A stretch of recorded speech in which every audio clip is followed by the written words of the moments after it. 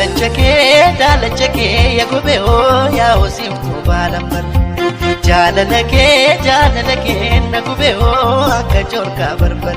Ashama harka fuudhee hordoftoota Fuad Show jalatti argamtan akkam jirtu jecha warri musliimotaa assalaamu alaykum. Warri hordoftoota amantaa biraa immoo akkam ooltanii baga geessanii waggaa haaraallee guyyaa goototaa jechuudha.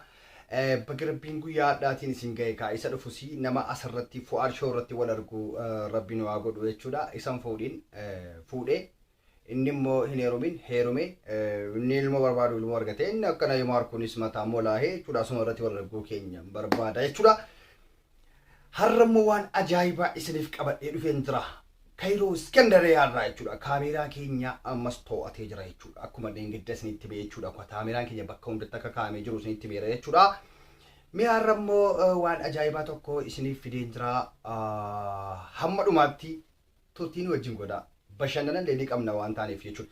Eeyyan akkuma dhufaa jirtan anaa dhufu keessummootiin haaraan nu jala dhufaa jirtan jechuudha. Anaa dhufu jenneerra warri immoo ammallee reefuu sagalee keenya kana dhageessanii dhuftanu subscribe godhadhaatii maatii keenya ta'a, maatii jaalalaa ta'a, maatii jaalalaa ta'uun nu ulfaatu waan ta'eef jechuudha. Anaa dhufu jedha Fuad Show laayikii tuqaa, laayikii hamma osoo isin ilaalu tuqaa, hamma suba kan isin ilaalu kana jechuudha. Tuqaa akkasila dhiira koonaaf jiraadhaa gaa hundumti keessanuu jechuudha. Arraboo kuduu gaiti arutti waan ajaa'iba tokko isin qabadhee dhufeen jira.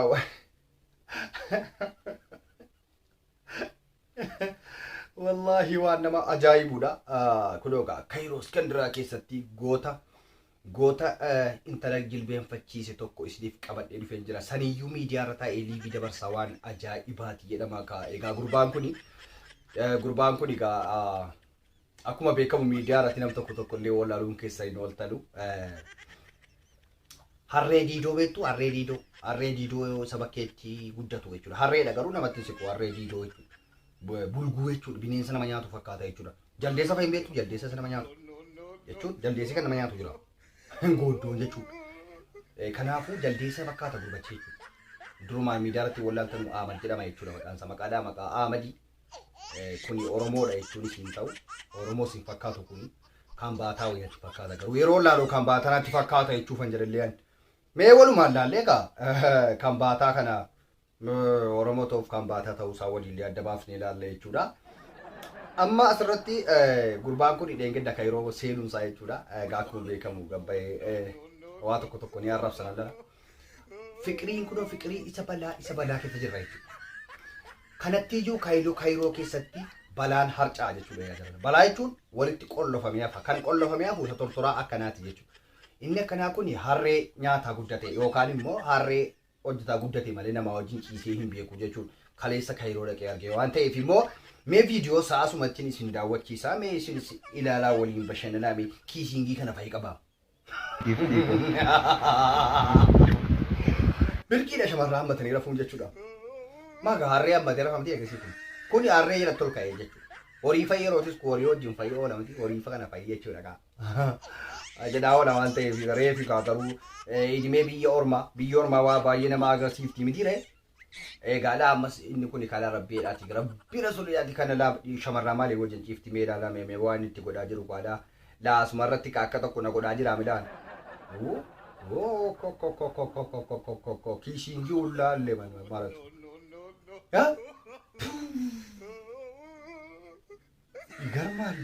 በእውነት ይገርማል እኮ በጣም ሜዳ ለቤ kiisingii ነው saniyyuu miidiyaa irra taa'ee tortoraan jechuudha. Kuni amma Oromoo bakka bu'aa yaa Oromoo fi rabbii re'aati. Kuni Oromoo bakka bu'aa amma maaf laatee maaliif waliin hojjennere uffatuma walitti baaftanii isheenis qullaa jirti waan ta'eef maaliidha nama kaafachiisuudha moo akkamii dubbiin kun hin jedhin malee moo araadinnatii isa booda kana bahee laata kun araadinnatiidha. Kairoo Iskandariyaa keessatti miidiyaa irra taa'amee dana wal hojjetamuu jammaree jedhe.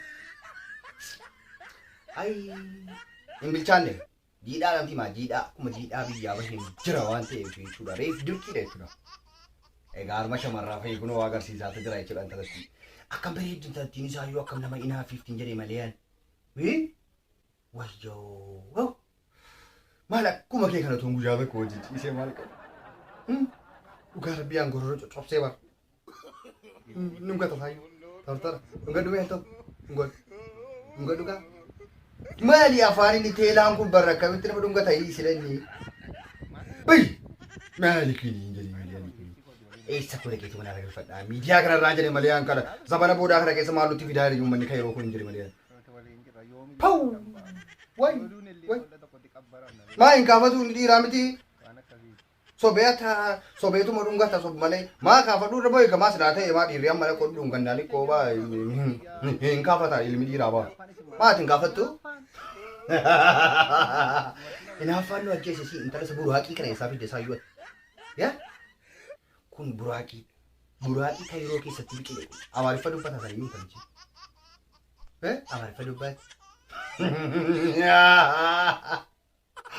wallaahi gurbicha kun jechuudha tu argitanii an ija kootiin argeen beeka gurbaa kana jechuun an takkaa dubbisee hin beeku maaliif an nama sakkacha akkana hin dubbisu isaayyuu immoo jechuudha ilaa aktiivistii cimaadha fakkaata yeroo laafu miidiyaa irratti jechuudha. Ilaa gala foggoraan karaa kana hunda guutee deema beektu garuu obbo Naymaar fuuldura gaanii immoo taphatuun hin jiru kayroo keessatti dhorkaadha. Taphatuun hin jiru. Inni sila of dhimbii babaa dhufe inni obbo Naymaar Fuwaadii jantalleetteetti dhufte hin sodaatamaa bicuu jechuudha. Nan beeka warraan garuu waan jira akkanaa kanatu majarri maal jette iyyuu waan hin kabadhu si kanaa ijoollee dhuma jedhan tash qoleetu man bira rafadha akka tisiisaatti jechuudha. Inni garuu akka inni uffata jedha jechuudha. Ani nan beeka waan ta'eef. Gagamaan ammallee jiidhummaa keessaa hin baane tokko akkasuma gaafa fuulii quufte hin beektu. Nuti isa inni foggoru kana foggoraan isa bara meeqa dabarsinedha. Foggoraa isa ijoollummaa keessa dabarreedha.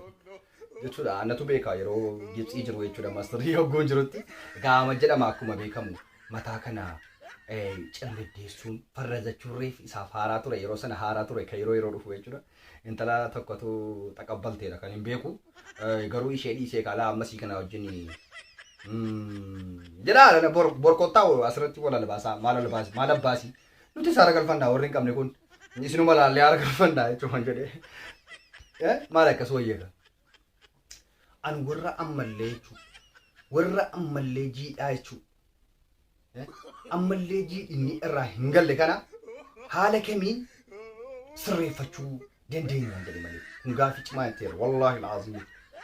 Yaa Oromoo kiyya mee ilaalame rabbiidhaan mee haala kamiin intala akka inni dhungata walmaappii godhe mee eenyuun hinaafisa intala jaanjiroo fakkaatu kana sanaayyuu jechuudha. Jaa'utu waan nama gaarii ta'e nama fuudhee miidiyaarra bahe kun namanni bu'u maa garuu kanuma akka waliiti bar maal kun sakkacha Uzraayil qabrii cabsee bahe fakkaata kun maal kun qabrii cabsee bahe mu gurbachiislu waan nama nyaatu natti fakkaata wallaahi shamarraa wajjin hin ciiftu ijoollee wajjin ciiftu sin kanaa wajjin maa akkamitti halkan ka'ee yoona nyaate obbo kun bineensa natti fakkaata jechuudhaan dhugaa rabbii taanaan ilaalan kun ilaa mee qo'e mee dhungachuuf moo nyaachuuf ilaala dhungachuuf afachaa wayi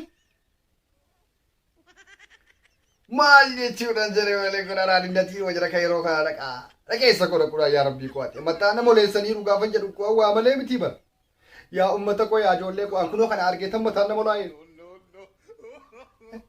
fikiriin akkana maayin fikiriin akkana biyya isaatti dhidhate moo isa bara kana bahe bara haaraa jechuudha. Yaa rabbii an kanaa wajjin amma Oromoon jedhama jechuudha. Oromoon safuu qaba. Oromoon safuu beeka. Maal jennuu beeka.